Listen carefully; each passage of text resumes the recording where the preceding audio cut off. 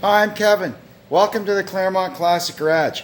Today, we're going to do a little work on this 1970 340 Duster, fake. I talked about it last week. We're going to be changing the gear, and we're going to be servicing it all up and cleaning it up. Get it ready to go back in service. I haven't driven it in a very long time. Let's get on with it. So here it is where I left it last week. It's up on 4 stands with the wheels off. I went and rummaged around in the shed and found the new center section for the rear end. It's 323 gear ratio with a clutch sure grip in it, which is the good one. I'm not sure what case it is. It's probably a 742. I'm guessing that's what most of them were. Oh no, look at that. It's a 489. Wow, this is the one everybody wants. Holy Toledo. I thought it was a crappy 741. Anyway, this is good stuff. That's worth a few bucks, that thing. The one that's in it, it's a 391, but it's a cone sure grip.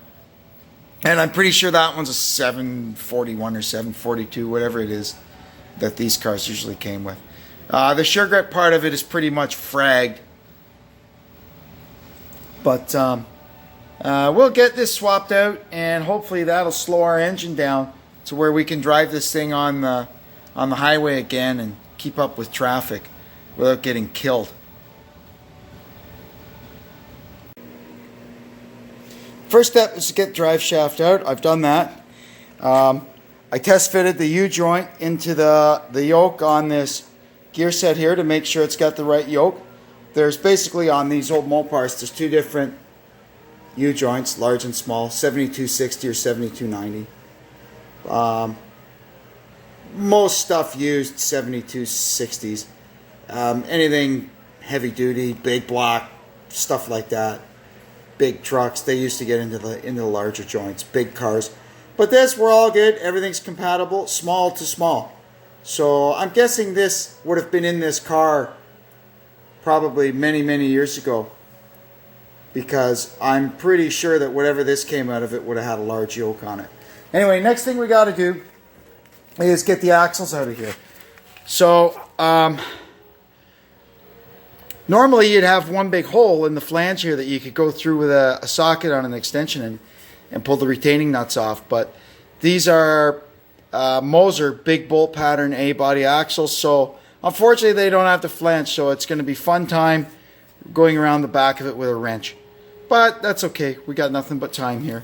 I'll be back when the axles are out. So that's how you do. Here's the locking tab for the adjuster. Now, what you need to know also is that there's seals in there. See? There's a wheel seal in there. So these bearings have to be packed with grease, because they're not lubed by the gear lube. If you grab an axle center and it's missing the thrust button, it may just mean that unit had been run before with what we used to call green bearings. So a green bearing, if this is no good, you take this off and you replace it with it's a double roller bearing that goes in there. So you need not worry about setting the thrust anymore. When I originally got these axles, they had green bearings on them, and somewhere along the line they got changed back to the factory style. Don't ask me why, because I cannot answer that question. But anyway, we'll squeeze some new fresh grease into these before we put them back in, and everything should be good. Now I'm going to crawl underneath and take the nuts off and pull the actual gear set out of the car. I'll see you in a minute.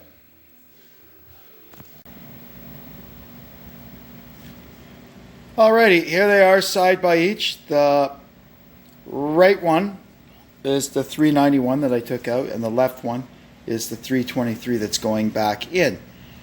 As you can see from the video, they're both the same carrier, which means they're both cone type sure grips. Although earlier I stated that one was cone and one was clutch. my mind, or well, at least my memory, is playing tricks on me.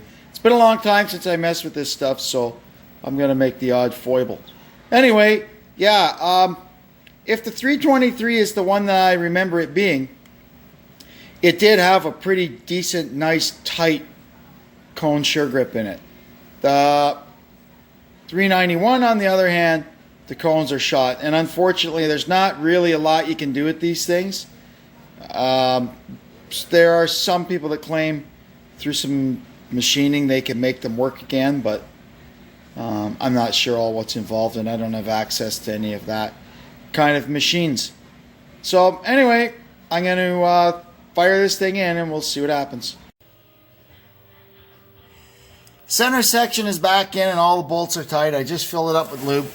Now the easy way to do this is to, because we have the axles out, just take the plug out here and start shooting the stuff in the either end axle tube until it starts to run out the plug. Then you put the plug back in, she's full. You don't have to worry about it running back because the seal is in the axle tube, kind of acts like a dam to keep it from running back. And of course, don't forget, if you are installing a sure grip axle or a posi or a track lock, depending on what kind of car you're working on, make sure that the lube you use says limited slip on it. Otherwise, if it is not limited slip rated, you need to get a thing of additive. Is this it? No. I got some in here. I know I do. Friction modifier. This is it. Limited slip additive. You can shoot this stuff in, and that's the friction modifier that turns normal oil into limited slip oil. But judging by everything sitting in the bottom of this, I'm guessing it's probably past its best before date. Anyway, we had the right stuff, so that's what we put in. Now I'm going to put the axles back in, and I'll show you how to set the end play when I come back. So the left axle is in, and it's all tightened down. So you'll see here that it's got quite a bit of end play.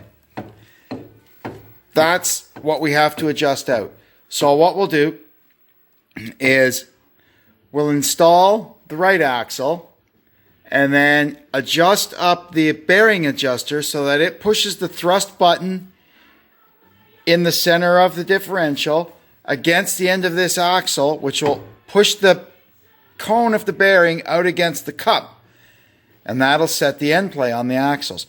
Basically what you do is you take it to zero lash and just kind of back it off a hair, and that gives a little breathing room and makes it all good. So that's what we're going to do now. We're going to put in the right axle and set the thrust. Okay, the right axle is in, and now you can see we've got just a tiny bit of end play here. So we have to take that away by running in the adjuster.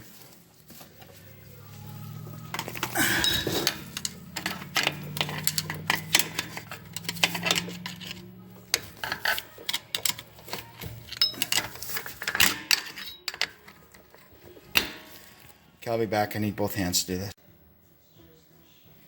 So there we are.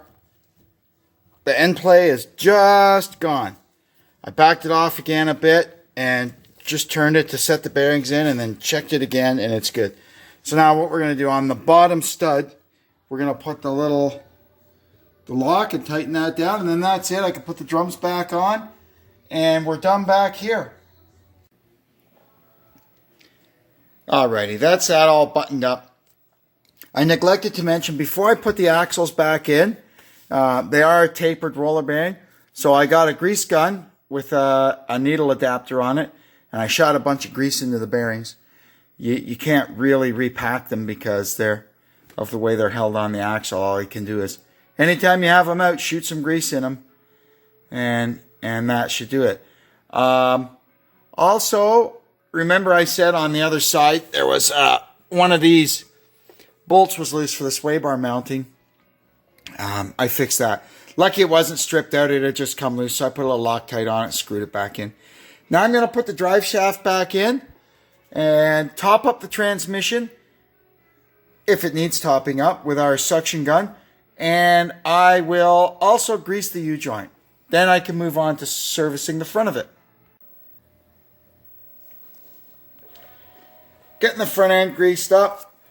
It's always fun on these old cars. You're turning the wheel this way and that way so you can get at the grease fittings, but hey, just about got it. I just got the ball joints to do on the other side, and we're done.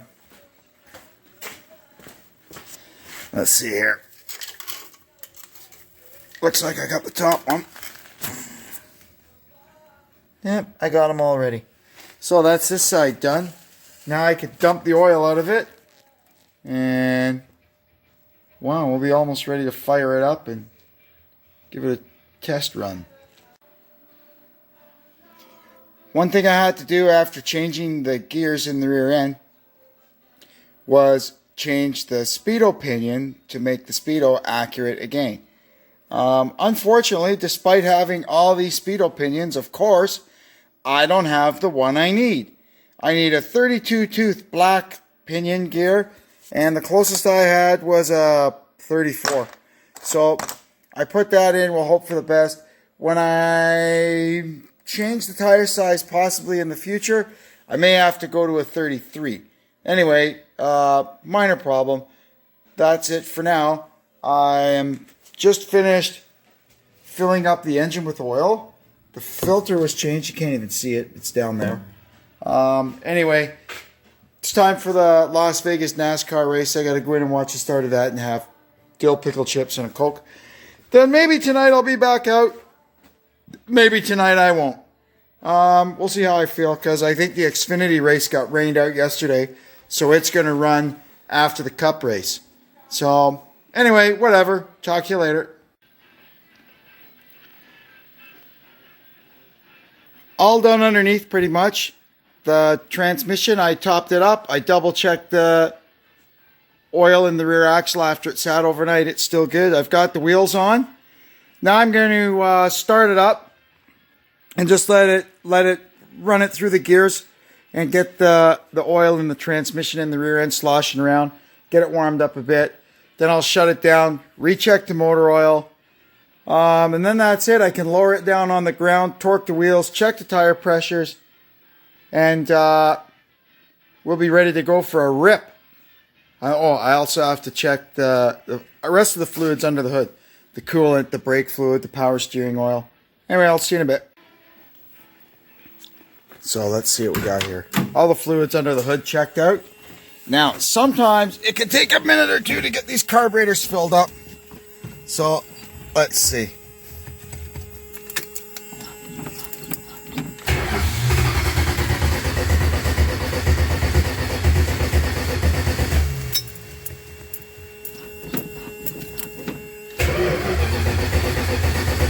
Crappy old battery.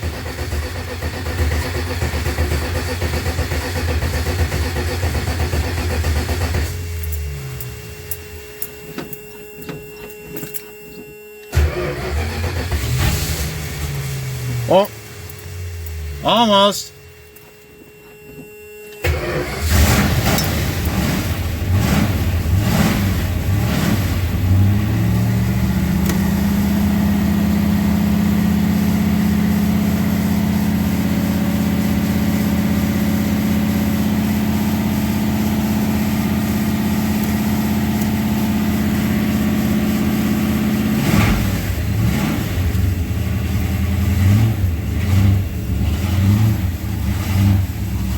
Okay, let's put it in first gear.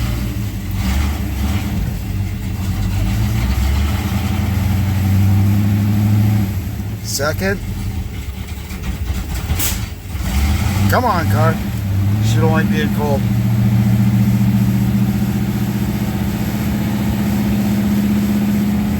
There's the direct connection performance timer. It's all discombobulated because the battery was unhooked. I'll have to re-enter the calibration code.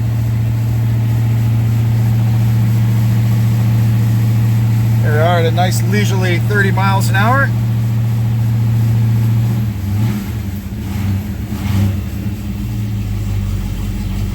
Want to hear what she sounds like?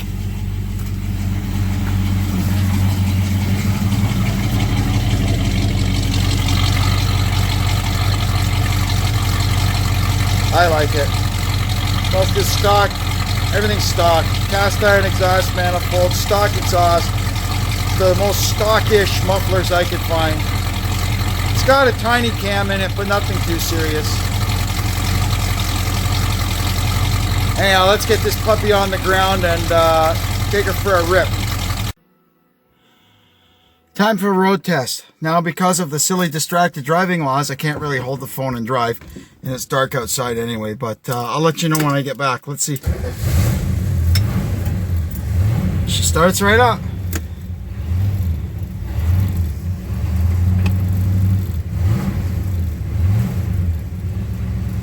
The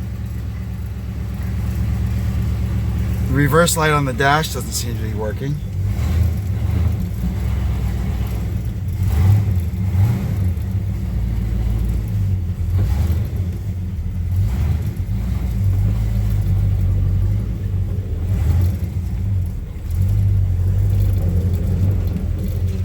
Not much of dash lights, eh?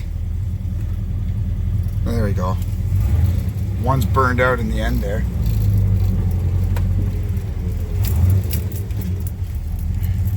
This thing hasn't had road under its wheels in about 2 years.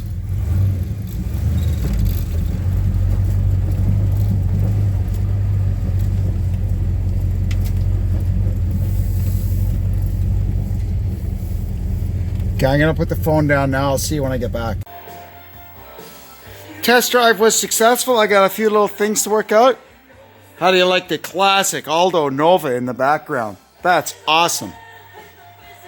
Anyway, I'm happy with the performance. I was worried it'd be a little sluggish with the 323, but it doesn't seem to care. It still goes like mad. I get a nice little sideways burnout out in the road in front of my house there. Yeah, it's all good. The only thing I'm not too sure about, the rear brakes are awful grabby. They lock up real easily. So I might have to have a look at that. The shoes were nice and dry. So usually that's a sign of oil contamination, but that's not the case with this. So anyway, I'll have a look at it. But aside from that, we're good to go, man. My baby's back.